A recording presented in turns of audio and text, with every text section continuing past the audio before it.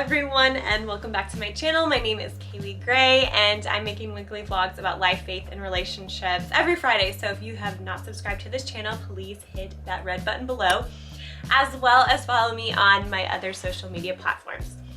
So today, I'm gonna talk about something that, man, this was like something that I really struggled with probably like 4 or 5 years ago, and maybe you've struggled with it too, is the feeling of getting overlooked. And the definition of overlooked is the failed to be noticed. And so maybe like you feel like nobody's noticing you, or you're being overlooked on something, and it's always these emotions always come up. You can feel like you're not good enough.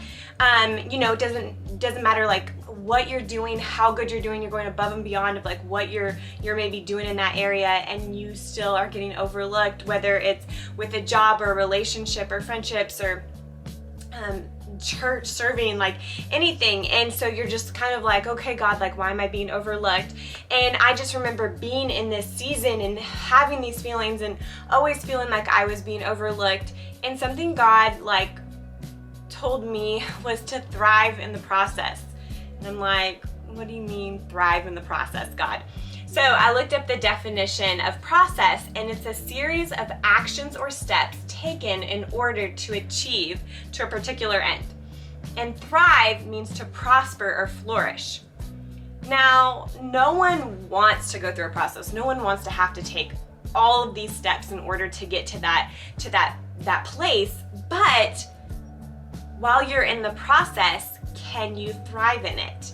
And that's what I did. I decided to just start building myself up, whether it was listening to podcasts, sermons, worship music, connecting with people, serving. I wanted to make sure that I was thriving and getting the most of what I was doing, because it's so easy to want to put up walls and bitterness.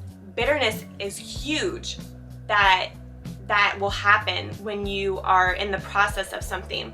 And I remember a preacher, Banning Liebscher, he said this: faithfulness to build the walls is not giving up on your dreams, but it's trusting God with your dream. So if you're trying to grow where you're at right now, and you just have to accept the current assignment of what you're given, maybe it's longer than what you think, but you want to try to get the most out of the season you're in or the situation as possible, whether it's good or bad. Like if it's a bad situation, like, can you see the good in it? And is it gonna be fun? More than likely, probably not, but it could be.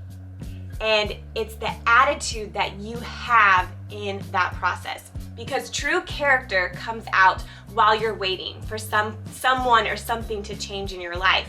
And I've used this analogy before, but when you're waiting in the line, like especially at the DMV, you know, that line, it feels like an eternity, and it feels like you're not moving and you're just stuck there. And you know, can you have a bad attitude that entire time in the line? Or can you make the most of it and enjoy the people around you and get to know them? Or can you maybe work on other stuff, like use that as a moment where like, oh, I have some time. This is like where I can maybe text somebody, or, finish some emails or something. So it's really how you kind of like your character during that line of waiting. Are you gonna have that bad attitude, or can you make the most of it? Can you thrive in the process of that line? And it's just like a farmer who's planting seeds. I use farmers a lot because my grandfather, he was a farmer. And the process of getting a seed to a thriving harvest, there's so many things to consider. I mean, you gotta consider the dirt, the temperature, the water, the seasons, the rain, the weather, everything, like all comes into account for this seed to thrive into a beautiful harvest. And there's obstacles that come, but the farmer, he still goes out there and he keeps going and he keeps working to make sure that harvest does thrive. And I want to encourage you, like, if you have felt like I have, or maybe you right now are feeling like you're overlooked, and I feel like God sometimes hides us, and I've been there, in a season where I felt like God was like hiding me. And it might not make sense. Like, you have no idea like why this could be happening. It doesn't make sense. And I look back at the season when God was truly hiding me, and you know, I was getting passed over all the time. But I fast forward to like couple years after that, and I got promoted. I got advanced in an area that I didn't think could happen that quickly, and it was better than what I was desiring at the time that God had been like kind of hiding me. And so because of that, because I had that heart to continue to serve God and others, not just myself, but I was serving others, it allowed me to have joy and to thrive in the process of the steps and the actions that I was taking to continue to move myself forward. But your flesh, it's going to want to get you offended. You're gonna be offended. You're gonna feel that because sin distorts it. But God has such goodness in our life that we cannot let that sin distort what God has for us. So even though things might not always be easy, if you surrender to God and you trust Him, I have seen His goodness. I have seen God's promises come to pass.